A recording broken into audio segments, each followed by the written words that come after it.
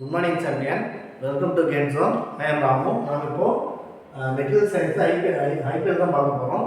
இது வந்து ஐயர் வந்து நமக்கு எக்ஸ்பிளைன் பண்ண போகிறாரு. என்ன டாபிக் வந்து effect of alloying element in steel தான் பார்க்க போகிறோம். ஃபர்ஸ்ட் டாபிக் வந்து குரோமியம்.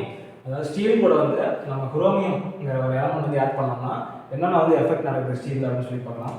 வந்து குரோமியத்தை வந்து ஸ்டீல் கூட ஆட் பண்ணோம்னா ஹார்ட்னஸ் வந்து இன்க்ரீஸ் ஆகுது. அதே சேம் டைம் வந்து ஹார்ட்னஸ் இன்க்ரீஸ் ஆன அதே சேம் டைமில் வந்து டக்டிலிட்டி வந்து டிக்ரீஸ் ஆகுது அப்படின்னு சொல்கிறாங்க. அதுக்கப்புறம் ஆக்சிடேஷன் அந்த கரோசன் ரெசிஸ்டன்ஸ் ப்ராப்பர்ட்டி வந்து இன்க்ரீஸ் ஆகுது. அதாவது ஆக்சிடேஷன் ரெசிஸ்டன்ஸ் ப்ராப்பர்ட்டியும் கரோசன் ரெசிஸ்டன்ஸ் ப்ராப்பர்ட்டி ரெண்டுமே வந்து இன்க்ரீஸ் ஆகுது. அதனால் வந்து ஈஸியாக துரு பிடிக்காது இது ஆட் பண்ணுறது மூலமாக. இந்த கரோசன் ரெசிஸ்டன்ஸ் ப்ராப்பர்ட்டி வந்து எப்படி என்ஹான்ஸ் பண்ணலாம்னா எக்ஸ்ட்ரா வந்து நிக்கல் மாலிப்டினம் இது சேர்க்கறது மூலமாக வந்து இந்த கரோசன் ரெசிஸ்டன்ஸ் ப்ராப்பர்ட்டி வந்து கொஞ்சம் என்ஹான்ஸ் பண்ணலாம் அப்படின்னு சொல்கிறாங்க. இப்போ குரோமியம் ஆட் பண்ணால் ஹார்ட்னஸ் இன்க்ரீஸ் ஆகும், அதே மாதிரி டக்டிலிட்டி டிக்ரீஸ் ஆகுது அப்படின்னு சொல்கிறாங்க. அப்புறம் ஆக்சிடேஷன் அந்த கரோசன் ரெசிஸ்டன்சி இன்க்ரீஸ் ஆகுது. எவ்வளோ மூலம் அப்படின்னா இந்த என்ஹான்ஸ் பண்ணுறது நிக்கல் அண்ட் மாலிப்டினம் மூலம். Next one sulphur. ஸ்டீல் கூட சல்ஃபர் ஆட் பண்ணுறது மூலமாக மெயினாக வந்து இந்த மெஷினபிலிட்டி வந்து இன்க்ரீஸ் ஆகுது. மெஷினபிலிட்டி வந்து ஒரு ஸ்டீலில் வந்து இன்க்ரீஸ் ஆகணும் அப்படின்னு சொன்னால் அதை வந்து நம்ம சல்ஃபர் வந்து ஆட் பண்ணலாம். ஓகேவா? அந்த சேம் டைம் வந்து மெஷினபிலிட்டி இன்க்ரீஸ் ஆகணும் வேறுனா அதுனா பிடில்னஸ் வந்து இன்க்ரீஸ் ஆகுது and impact strength and ductility இது ரெண்டும் வந்து டிக்ரீஸ் ஆகுது சல்ஃபர் வந்து ஸ்டீல் கூட ஆட் பண்ணுறது மூலமாக. அது சல்ஃபருங்கிறது வந்து மெஷினபிலிட்டி இன்க்ரீஸ் பண்ணுறதுக்கு வந்து சல்ஃபர் வந்து ஆட் பண்ணுறோம். அப்படி சல்ஃபரை ஆட் பண்ணும்போது மெஷினபிலிட்டி இன்க்ரீஸ் ஆகுது, அதே பிரிட்டில்னஸ் குறையுதுன்னு சொல்கிறாங்க. அதே போல் இம்பாக்ட் ஸ்ட்ரென்த் அண்ட் டக்டிலிட்டி வந்து டிக்ரீஸ் ஆகும்னு சொல்லியிருக்காரு. அப்புறம் தேர்ட் ஒன் வந்து பாஸ்பரஸ். வந்து ஸ்டீல் கூட நம்ம பாஸ்பரஸ் வந்து ஒரு அலைன் எலமெண்ட்டாக வந்து நம்ம ஆட் பண்ணுறோம் அப்படின்னு சொல்லி பார்த்தோம்னா இதுலேயும் வந்து மெஷினபிலிட்டி தான் இன்க்ரீஸ் ஆகுது. ஆனால் வந்து சல்ஃபர் ஆட் பண்ணுறது மூலம் மெஷினபிலிட்டி இன்க்ரீஸ் ஆகுது. ஆனால் ஒரு ப்ரீ கட்டிங் ஸ்டீல் வந்து மெஷினபிலிட்டி இன்க்ரீஸ் ஆகணும் அப்படின்னு சொல்லி பார்த்தோம்னா அதுக்கு நம்ம வந்து பாஸ்பரஸ் வந்து ஸ்டீல் கூட வந்து ஆட் பண்ணலாம். ஓகே, அதாவது பாஸ்பரஸ் ஆட் பண்ணுறது மூலம் ஃப்ரீ கட்டிங் ஸ்டீலுக்கு வந்து மெஷினபிலிட்டி இன்க்ரீஸ் பண்ணலாம்னு சொல்லியிருக்காரு. Next one fourth one boron. Steel கூட வந்து போரான் வந்து ஒரு அலைன் எலமெண்ட்லாம் நம்ம ஆட் பண்ணோம்னா அதனோட கார்டன் அபிலிட்டி வந்து இன்க்ரீஸ் ஆகும். அதாவது டெப்த் ஆஃப் கார்னஸ்ன்னு சொல்லுவாங்க. அந்த டெப்த் ஆஃப் கார்னஸ் ஃபுல்லாக வந்து கார்டன் அபிலிட்டின்னு சொல்லுவாங்க. கார்டன் அபிலிட்டி வந்து இன்க்ரீஸ் ஆகுது. அட் த சேம் டைம் வந்து மெஷினபிலிட்டின்னு ஒன்று இன்க்ரீஸ் பண்ணுறதுக்காக அந்த பாஸ்பரஸ் சல்ஃபர்லாம் ஆட் பண்ணுவாங்க. அந்த மெஷினபிலிட்டி வந்து டிக்ரீஸ் ஆகாமல் பார்த்துட்டு without loss of machinability harden ability வந்து இன்க்ரீஸ் பண்ணணும் அப்படின்னு சொல்லி பார்த்தோம்னா நம்ம வந்து ஒரு ஸ்டீல் கூட போரான் வந்து ஆட் பண்ணலாம். ஒருத்தர் என்ன சொல்லியிருக்காங்கன்னா மெஷினபிலிட்டி லாஸ் ஆகாமல் ஆன்லைன் எப்படி இன்க்ரீஸ் பண்ணுறது, அப்போ அது கூட என்ன அலைன் நம்ம சேர்க்கணும்னா போரான் வந்து நம்ம ஆட் பண்ணணும் அப்படின்னு சொல்லியிருக்காரு. Fifth one cobalt and tungsten. வந்து ஸ்டீல் கூட வந்து கோபால்ட் அண்ட் டங்ஸ்டன் இந்த அலைன் எலமெண்ட் வந்து நம்ம ஆட் பண்ணுறது மூலம் என்ன ஆகுதுன்னா ஹார்ட்னஸ் அண்ட் ஸ்ட்ரென்த் இது ரெண்டுமே வந்து இன்க்ரீஸ் ஆகுது. அப்புறம் எலிவேட்டட் டெம்பரேச்சர் இன்க்ரீஸ் ஆகுது அப்படின்னு சொல்கிறாங்க. இப்போ வந்து எலிவேட்டட் டெம்பரேச்சர் வந்து இந்த ஸ்ட்ரென்த் ஹார்ட்னஸ்லாம் வந்து ஒரு சில மெட்டீரியல் வந்து குறையும். அந்த எலிவேட்டட் டெம்பரேச்சர்லேயே வந்து ஹார்ட்னஸ் ஸ்ட்ரென்த் வந்து குறையாமல் இன்க்ரீஸ் ஆகணும் அப்படின்னு சொல்லி பார்த்தோம்னா நம்ம வந்து கோபால்ட்டும் டங்ஸ்டனும் வந்து ஆட் பண்ணுறோம். அதாவது போரான் வந்து ஹார்மோனிட்டி இன்க்ரீஸ் பண்ண பயன்படுறது போல கோபால்ட் வந்து ஹார்ட்னஸை இன்க்ரீஸ் ஹார்ட்னஸையும் ஸ்ட்ரென்த்தை இன்க்ரீஸ் பண்ணுது. இந்த டெம்பரேச்சர் எலிவேட்டட் டெம்பரேச்சரில் வந்து கோபால்ட்டும் டங்ஸ்டனும் ஸ்ட்ரென்த்தையும் ஹார்ட்னஸையும் இன்க்ரீஸ் பண்ணுறது பார்த்துருக்கோம். அடுத்து சிக்ஸ்த் ஒன் மேங்கனீஸ் வந்து ஒரு அலைன் எலமெண்ட்டாக நம்ம ஸ்டீல் கூட வந்து ஆட் பண்ணுறது மூலமாக இதுலேயும் வந்து கார்டன் அபிலிட்டி இன்க்ரீஸ் ஆகுது. அட் சேம் டைம் வந்து வியர் ரெசிஸ்டன்ஸ் வந்து இன்க்ரீஸ் ஆகுது. கார்டன் அபிலிட்டி வியர் ரெசிஸ்டன்ஸ் ரெண்டுமே வந்து இன்க்ரீஸ் ஆகும். நம்ம வந்து மேங்கனீஸ் வந்து ஆட் பண்ணலாம்.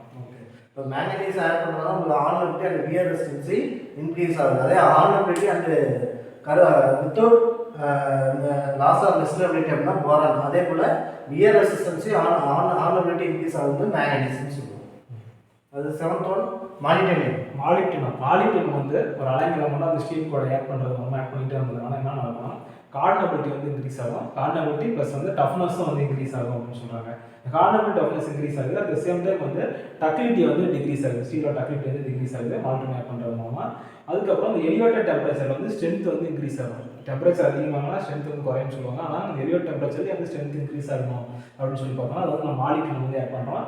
அது சேம் டைம் வந்து க்ரீப் ரெசிஸ்டன்ஸ் சொல்லிட்டு ஒரு ப்ராப்பர்ட்டி இல்லை. அந்த க்ரீப் ரெசிஸ்டன்ஸ் வந்து இன்க்ரீஸ் பண்ணுறதுக்கு மாலிப்டினம் வந்து ஆட் பண்ணுறோம். மாலிப்டினம் வந்து எலிவேட்டட் டெம்பரேச்சரில் ஹார்மோனிட்டி டஃப்னஸ் இன்க்ரீஸ் பண்ண பயன்படுது. அங்கே எப்படி கோபால்ட் நிக்கல் வந்து எலிவேட்டட் டெம்பரேச்சர் ஸ்ட்ரென்த் ஹார்மோனஸ் இன்க்ரீஸ் பண்ண பயன்படுதோ அதே போல் தான் மாலிப்டினம் எலிவேட்டட் டெம்பரேச்சரில் ஹார்மோனிட்டி டஃப்னஸ் இன்க்ரீஸ் பண்ணுறது. அதே போல் டக்டிலிட்டி டிக்ரீஸ் பண்ணணும்னு சொல்கிறாங்க. கிரீப் ரெசிஸ்டன்ஸை இன்க்ரீஸ் பண்ணணும்னு சொல்லியிருக்காங்க. நெக்ஸ்ட் எயித் ஒன் நிக்கல் வந்து ஆட் பண்ணுறோம். மூலமாக ஸ்டீலில் வந்து நிக்கல் ஆட் பண்ணோம்னா ஸ்ட்ரென்த்து ஹார்ட்னஸ் ரெண்டுமே வந்து இன்க்ரீஸ் ஆகும். அதாவது ஸ்ட்ரென்த்து இன்க்ரீஸ் ஆகணும், ஹார்ட்னஸ் ரெண்டுமே நமக்கு இன்க்ரீஸ் ஆகணும்னா அது வந்து நம்ம நிக்கல் வந்து யூஸ் பண்ணலாம் வித்தவுட் சாக்ரிஃபைங் டக்டிலிட்டி அண்ட் டஃப்னஸ் அப்படிங்கிறாங்க. ஒரு சில டைமில் வந்து நம்ம ஸ்ட்ரென்த்து ஹார்ட்னஸ்லாம் வந்து இன்க்ரீஸ் பண்ணோம்னா அதனோட டக்டிலிட்டி வந்து குறையும், டஃப்னஸ் வந்து குறையாம மாதிரிலாம் சொல்லி பார்த்துருக்கோம். ஆனால் அங்கே வந்து டக்டிலிட்டி டஃப்னஸ் வந்து குறையாம ஸ்ட்ரென்த்து ஹார்ட்னஸ் இன்க்ரீஸ் ஆகும் அப்படின்னு சொல்லி பார்த்தோம்னா அதுக்காக நம்ம வந்து நிக்கல் வந்து ஆட் பண்ணணும். இப்போ நிக்கல் ஆட் பண்ணோம்னா ஸ்ட்ரென்த்தும் ஹார்னஸும் இன்க்ரீஸ் ஆகுது. எங்கன்னா வித் கோபால்ட் ஆக்சன் போல strength harness increase elevated temperature. ஆனால் இங்கே வந்து என்னன்னா வித்தவுட் ஸ்க்ரெச்சிங் டக்டிலிட்டி அண்ட் டஃப்னஸ்ன்னு சொல்லியிருக்காங்க. 9th one வெனோடியம். வெனேடியம் அதாவது என்னன்னா வெனேடியம் வந்து ஒரு ஸ்டீல் கோட் வந்து நம்ம ஆட் பண்ணுறோம் அப்படின்னு சொல்லி பார்த்தோம்னா இதுலேயே வந்து ஸ்ட்ரென்த் இன்க்ரீஸ் ஆகுது, ஹார்ட்னஸ் இன்க்ரீஸ் ஆகுது, அந்த வியர் ரெசிஸ்டன்ஸும் வந்து இன்க்ரீஸ் ஆகுது அப்படின்னு சொல்கிறாங்க. அதுக்கப்புறம் ரெசிஸ்டன்ட் டு ஷாக் ஆட்டு ஷாக் இம்பாக்ட் வந்து ஹை டெம்பரேச்சர் வந்து ஷாக் இம்பாக்ட் வந்து ரெசிஸ்டன்ஸ் பண்ணுறதுக்கும் இந்த வனேடியம் வந்து யூஸ் ஆகுது. இதில் வந்து என்னன்னா டக்டிலிட்டி வந்து குறைஞ்சது அப்படின்னு சொல்கிறாங்க. நம்ம வந்து வனேடியம் ஆட் பண்ண ஸ்ட்ரென்த் ஹார்ட்னஸ் இன்க்ரீஸ் ஆகிட்டு டக்டிலிட்டி வந்து அப்படியே டிக்ரீஸ் ஆகுது. அந்த இதில் வந்து ஸ்ட்ரென்த்து ஹார்ட்னஸ் இன்க்ரீஸ் பண்ணால் தான் நம்ம மெட்டீரியல் பார்த்தோம். இப்போ அதோட வியர் ரெசிஸ்டன்ஸும் இன்க்ரீஸ் பண்ணோம் அப்படின்னா வெனோடியம் வந்து நம்ம யூஸ் பண்ணலாம். So resistance to shock impact high temperature and increase ஆகுது அண்ட் டக்டிலிட்டி வந்து டிக்ரீஸ் ஆகுதுன்னு சொல்லியிருக்காங்க. 10th வந்து டைட்டானியம் வந்து ஒரு அலாய் இல்லாமல் நம்ம ஷீட் கூட வந்து ஆட் பண்ணுறது மூலமாக இதில் வந்து மெயினாக வந்து ஸ்ட்ரென்த் வந்து இன்க்ரீஸ் ஆகுது. அதுக்கப்புறம் ஆக்சிடைசிங் டீஆக்சிடைசிங் டீஆக்சிடைசிங் வந்து மெயினாக நடக்குது. ஸ்டீல் வந்து டீஆக்சிடைசிங் ஸ்டீல் வந்து நடக்கணும் அப்படின்னு சொல்லி பார்த்தோம்னா அது வந்து டைட்டானியம் வந்து நம்ம ஆட் பண்ணுறோம். இப்போ வந்து மெயினாக வந்து நம்ம என்னன்னா குரோமியம் ஆட் பண்ணுறது மூலமாக என்னன்னா கரோசன் ரெசிஸ்டன்ஸ் ப்ராப்பர்ட்டி வந்து அதிகமாகுது அப்படின்னு சொல்லி இது வந்து ரொம்ப இம்பார்ட்டன்ட். சல்பர் ஆட் பண்ணுறது மூலமாக மெஷினபிலிட்டி வந்து இன்க்ரீஸ் ஆகுது. அதே மாதிரி பாஸ்பரஸ் ஆட் பண்ணுறது மூலமாக ப்ரீ கட்டிங் ஸ்டீல் வந்து மெஷினபிலிட்டி வந்து இன்க்ரீஸ் ஆகுது. ரொம்ப நம்ம வச்சுங்க. அடுத்து வந்து கார்டனபிலிட்டி இன்க்ரீஸ் ஆகும்னா போரான் வந்து கார்டனபிலிட்டி வித்தவுட் லாஸ் ஆஃப் மெஷினபிலிட்டி. கார்டனபிலிட்டி வந்து ஒரு 2-3 மெட்டீரியல் வரும். போரான் ஆட் பண்ணுறது மூலமாக கார்டனபிலிட்டி வந்து இன்க்ரீஸ் ஆகுது, ஆனால் மெஷினபிலிட்டி வந்து லாஸ் ஆகுது. அதே மாதிரி மேக்னீஸ் ஆட் பண்ணுறது மூலம் கார்டனபிலிட்டி வந்து இன்க்ரீஸ் ஆகும், கூட வந்து வியர் ரெசிஸ்டன்ஸ் வந்து இன்க்ரீஸ் ஆகுதுன்னு சொல்கிறாங்க. அதே மாதிரி மாலிகுல் ஆட் பண்ணுறது மூலமாக கார்டனபிலிட்டி வந்து இன்க்ரீஸ் ஆகுது, கூட வந்து டஃப்னஸும் வந்து இன்க்ரீஸ் ஆகுது அப்படின்னு சொல்லுவாங்க. அடுத்து ஸ்ட்ரென்த்லாம் இன்க்ரீஸ் ஆகணும், நம்ம ஸ்டீலோட ஸ்ட்ரென்த் இன்க்ரீஸ் ஆகணும். அது வந்து நம்ம என்னென்ன ஆட் பண்ணுறோம் அப்படின்னு சொல்லி பார்த்தோம்னா கோபால்ட் அண்ட் டங்ஸ்டன் வந்து ஆட் பண்ணுவோம். கோபால்ட் அண்ட் டங்ஸ்டன் வந்து எலிவேட்டட் டெம்பரேச்சர் ஸ்ட்ரென்த் இருக்குன்னா கோபால்ட் அண்ட் டங்ஸ்டன் வந்து ஆட் பண்ணுவோம். வேற என்ன ஸ்ட்ரென்த் வருதுன்னா நிக்கல் ஆட் பண்ணுறது மூலமாக ஸ்ட்ரென்த் இன்க்ரீஸ் ஆகும், வனேடியம் ஆட் பண்ணுறது மூலமாக ஸ்ட்ரென்த் இன்க்ரீஸ் ஆகும், டைட்டானியம் ஆட் பண்ணுறது மூலமாக வந்து ஸ்ட்ரென்த் இன்க்ரீஸ் ஆகும் அப்படின்னு சொல்கிறாங்க.